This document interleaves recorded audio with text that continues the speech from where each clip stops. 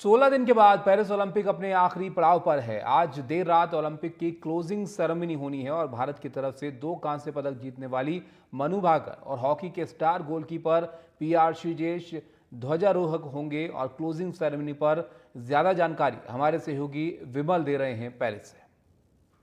तो Paris Olympics के closing ceremony में क्या कुछ होने वाला है, पेरिस एक बार फिर कैसे हम सबको चौंकाने वाला है, जो दुनिया भर के जो खेल प्रेमी हैं और जो दर्शक हैं उन सब की नज़रें रहेंगी क्लोजिंग सेरेमनी पर भी। ये ओपनिंग सेरेमनी जितना बड़ा नहीं होगा, 3.5 घंटे का नहीं होगा, लेकिन 2 घंटे का होगा। और इस वक्त मैं सीन जो नदी है यहाँ उसके सामने खड़ा हूँ। यहाँ से आपने ओपनिंग सेरेमनी ज़रूर देखी थी लेकिन ये नदी विवादों में भी आई कई बार। लेकिन जो बड़ी बात ये है कि इस जो क्लोजिंग सेरेमनी और ओपनिंग सेरेमनी एक तरह से शो ऑफ स्ट्रेंथ होता है किसी भी देश का। वो अपने स्किल को, अपनी टेक्नोलॉजी को, अपनी मॉडर्निटी को, अपने परंपरा को, अभ्यास, इन सब को दिखाने की कोशिश करते हैं। और क्लोजिंग सेरेमनी भी ऐसा कुछ होने की खबर है।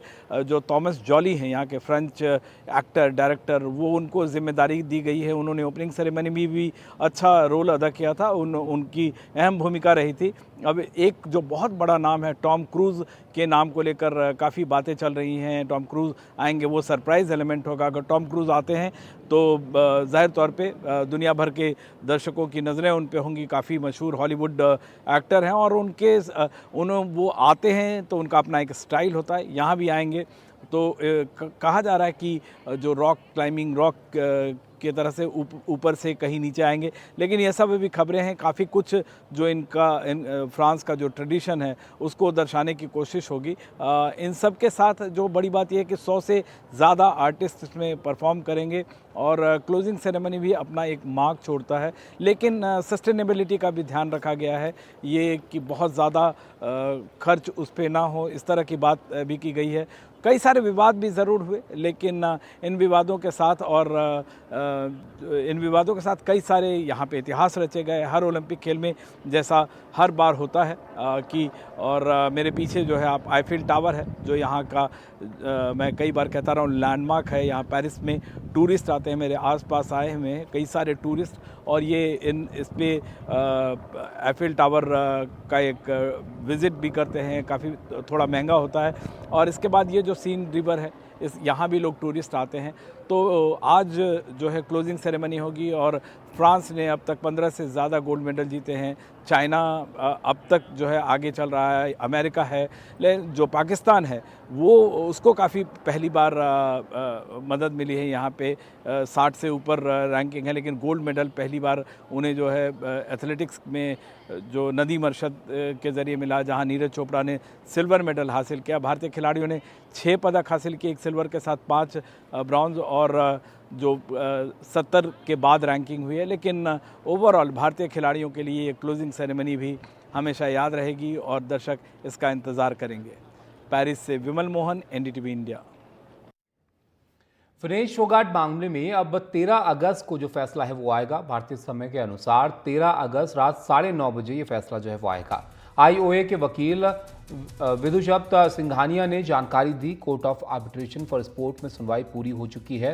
विनेश फोगाट को सिल्वर मेडल मिलेगा या नहीं, अभी इसको लेकर थोड़ा और इंतजार करना पड़ेगा। विनेश के केस में अब 13 अगस्त को फैसला आएगा। पेरिस के समय के मुताबिक 13 अगस्त को शाम 6 बजे यानी भारतीय समय के मुताबिक 9:30 बजे ये फैसला जो है वो सुनाया जाएगा, विनेश को ओलंपिक पदक मिलेगा या नहीं। आईओए के वकील विदुषप्त सिंघानिया ने ये जानकारी दी और इससे पहले विनेश फोगाट को अयोग्य करार देने के मामले में court of Arbitration for sports में सुनवाई पूरी हुई। 3 घंटे चली सुनवाई में विनेश फोगाट भी मौजूद रहीं। विनेश के वकील ने उन्हें अयोग्य ठहराने के फैसले को गलत करार दिया।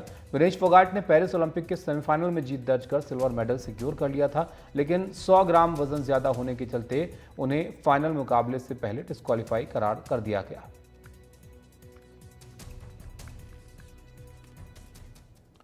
United World Wrestling president Nenad Lalovic ने विनेश फोगाट मामले में बयान दिया है। एनडीटीवी से बात करते हुए उन्होंने कहा कि नियम सबके लिए बराबर हैं। हमारे सहयोगी विमल मोहन ने उनसे बात की। Will Vinesh get her silver or will it be opposed by UWW? I'm joined by the chief of UWW, Mr. Ranjanath Lalowit, because India has a huge population and we are still waiting for CAS result. What should we read into the result and how do you think the case is going? I will have to repeat what I said. Yes. I'm so sorry for what happened, but no matter what is the size of the country, athletes are athletes. You know, this way in was public. Everybody saw what happened. How can we allow someone to compete when her opponent saw what happened? It's not serious. And the opponents know very well the rules. So we will be in CAS again if we didn't, by the one who has to wrestle against her. So we have no other choice than to follow our own rules. Fair enough. I spoke to some scientists, some doctors, and they said, weighing a wrestler in 2 days, they go up and down with their weights, and this is not human to their body. Do you consider changing the rules afterwards? We introduced that rule exactly because of the care of the health of the athletes. Because from always, athletes have been obliged to lose weight in order to compete. And nobody really understands the reason. Somebody say to Messi to lose half kilo for the match? No. They have to, the best performance in a natural weight. That's definitely like this. And this is totally wrong understanding that somebody who will weigh 5 kilos, then will gain 5 kilos for the next day, correct, will be more performant. Well, where does it come from? Who can prove that? But there are lots of criticism over this rule. Do you think, do you consider changing a bit of this rule? Well, maybe some slight adjustment, maybe, but not changing the rule. Not changing the rule. We have been, counseled and helped by our medical commission. They are absolutely against any changes of that rule. Thank you so much for talking to NDT. Thank you so much. Thank you. Thank you.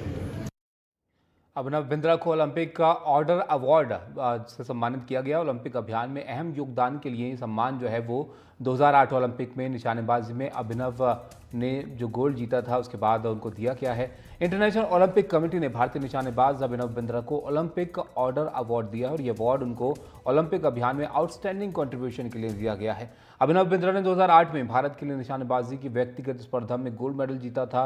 Professional shooting से संन्यास लेने के बाद अभिनव बिंद्रा युवा athlete को आगे बढ़ाने के लिए निरंतर प्रयासरत हैं। वो स्पोर्ट्स विशेषकर एथलेटिक्स के विकास के लिए काफ़ी महत्वपूर्ण योगदान देने के साथ नए खिलाड़ियों को बढ़ा रहे हैं। उनके इसी योगदान के लिए अभिनव बिंद्रा को IOC ने पेरिस ओलंपिक में ओलंपिक ऑर्डर सम्मान दिया है। उनसे बात की हमारे सहयोगी विमल ने। हमारे साथ अभिनव बिंद्रा है। ये बहुत ही खास मौका है, ओलंपिक ऑर्डर इनको मिला है जो कि हाईएस्ट अवार्ड होता है, आम दर्शकों के लिए जानना ये ज़रूरी है। और इसकी वजह ये होती है कि इन्होंने ओलंपिक मेडल हासिल करने के बाद भी काफ़ी कुछ काम किया है इस एरिया में, बहुत कम लोगों को शायद पता है। अभिनव, सबसे पहले तो बहुत मुबारकबाद, आपसे 2008 में ओलंपिक मेडल के बाद बात हुई थी बीजिंग में एंड वी वर ऑनर्ड। एक बार फिर आपने पूरे जो फैंस स्पोर्ट्स के देश में, दुनिया में, उनको आपने बहुत राहत पहुँचाई, बहुत खुशी पहुँचाई। It's a matter of great honor for me,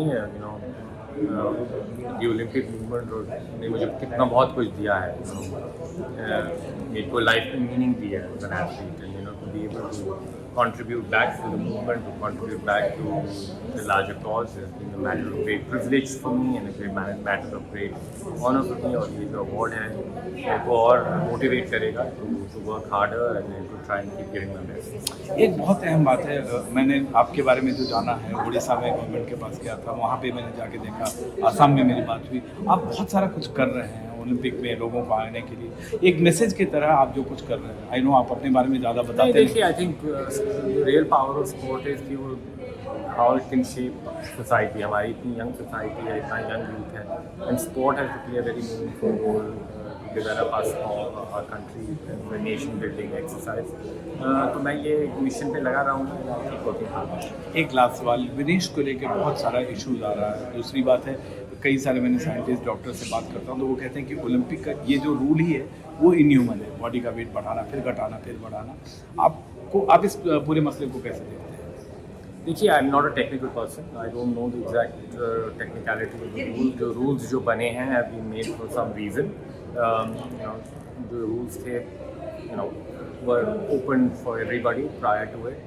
जो दिनेश के साथ हुआ है has been very very unfortunate. हमको सबको दुख है, मुझे सबसे ज़्यादा है। बिल्कुल, अब मैंने ट्वीट भी देखा। बिल्कुल। और देखिए अब वो कैश में ले गई है बात, जब वो डिसीजन आए कि क्या है। बट आई थिंक पहले competition starts to maintain the integrity of sport. How do you change the rules? आगे क्या हो सकता है in terms of changing rules etcetera. आगे one will have to see how this takes. तो एक बार फिर अभिनव बिंद्रा ने पूरे देश को गौरवान्वित किया है। आप ऐसे ही प्राउड करवाते रहिए और आप भी अच्छा करते रहिए। Thank you so much.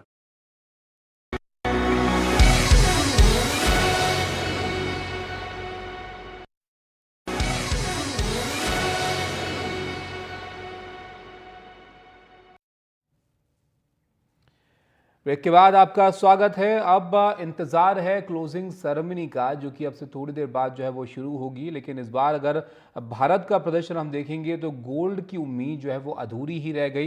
लेकिन हमारे जो खिलाड़ी थे उन्होंने प्रदर्शन काफ़ी अच्छा किया और एक सिल्वर के साथ कुल 6 मेडल भारत को इस बार के ओलंपिक में हासिल हुए। तो करीब 2 हफ्ते का पेरिस ओलंपिक्स गेम्स आखिरकार समापन की ओर है और जहां से एक तरह से शुरुआत जो ओपनिंग सेरेमनी जहाँ पे हुई थी वहीं उसी जगह मैं खड़ा हूँ। यहाँ क्लोजिंग सेरेमनी यहाँ तो नहीं, स्टेडियम में होगी और ये आईफील टावर है और इस पेरिस का एक तरह से मील स्तंभ। यहाँ लाखों सैलानी टूरिस्ट हर साल आते हैं। बड़ी बात ये है कि ये जो गेम है ये कई यादें छोड़ गया, खासकर भारतीयों के लिए भी। ये सीन रिवर आपको मैं दिखा सकता हूँ, जो ये नदी है सीन रिवर है और यहाँ से जो ओपनिंग सेरेमनी का आपने जो परेड है जो नाव पे, वो अलग तरह का एक परेड रहा जो स्टेडियम के बाहर पहली बार हुआ, वो आपने देखा था। लेकिन क्लोजिंग सेरेमनी भी जो है ये करीब 2 घंटे का स्टेडियम के अंदर होगा और बहुत सारी जो यहाँ पे हैं भारतीय खिलाड़ी खास करके यादें लेकर जाएंगे। आप भारतीय खिलाड़ियों का एक तरह से आकलन भी शुरू हो गया है। भारतीय खिलाड़ियों ने यहाँ 6 मेडल जीते, लेकिन इन सब मेडल को लेकर ये भी कहा जो आकलन है एक तरह से, गोल्ड हम नहीं जीत पाए, टोक्यो से आगे नहीं जीते। लेकिन अगर इसको सही पर्सपेक्टिव में देखें तो अगर 1984 से लेकर 2004 तक की बात करें, 6 ओलंपिक्स में हम सिर्फ 3 पदक जीत पाए थे और 2008 तक करें तो हम 6 पदक जीते, जहां अभिनव बिंद्रा ने बीजिंग ओलंपिक्स में स्वर्ण पदक जीता था। लेकिन और टोक्यो ओलंपिक्स से बेशक हम आगे नहीं निकल पाए। 6 पदक जो हैं हमने लंदन ओलंपिक्स में भी जीते थे 2012 में। इस दफ़ा भी हमने 6 पदक जीते हैं और ये बहुत बड़ी कामयाबी एक तरह से कहेंगे। काफ़ी जो खिलाड़ी हैं, मनु भाकर ने शुरुआत की शेट्रू में, सर्वजोत ने निशाना लगाया सटीक, स्वप्निल ने किया, हॉकी टीम ने शानदार प्रदर्शन किया, नीरज चोपड़ा टोक्यो से उन्होंने ज़्यादा दूरी भाला फेंका और सिल्वर मेडल जीता।